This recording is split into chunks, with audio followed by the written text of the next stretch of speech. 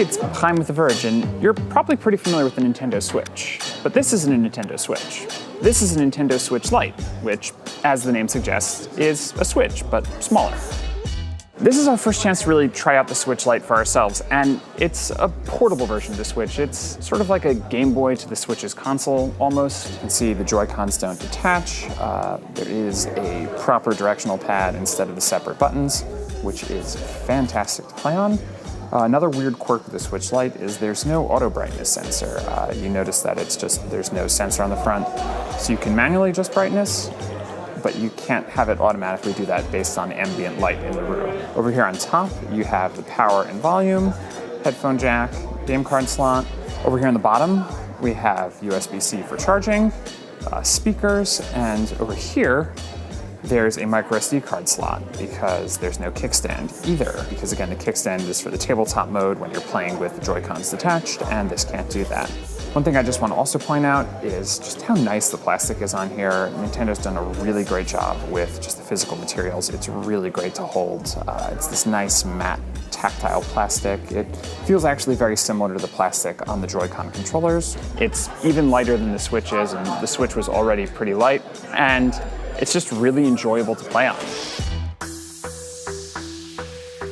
Battery life for the Switch Lite is important because unlike the full-size Switch, you're only going to be using this portable, which means it needs to last a while. Fortunately, Nintendo says the battery life should be good. They're promising that it'll be better than the old full-size Switch, although the updated version of the big Switch is still going to have the best battery life. As for the rest, it still charges via USB-C, it still works with all your favorite games, it has a gyroscope so any of the motion sensing stuff will still work, like aiming in Zelda or Splatoon. If you own a full-size Switch and you want to switch to a Switch Lite, you can actually transfer all your stuff over, and you're actually able to hook up additional wireless controllers like Joy-Cons or a Pro Controller if you want to play games with more people locally on the Switch, but again, you can't hook it up to a TV. The other two big changes on the Switch Lite are the screen and the D-pad.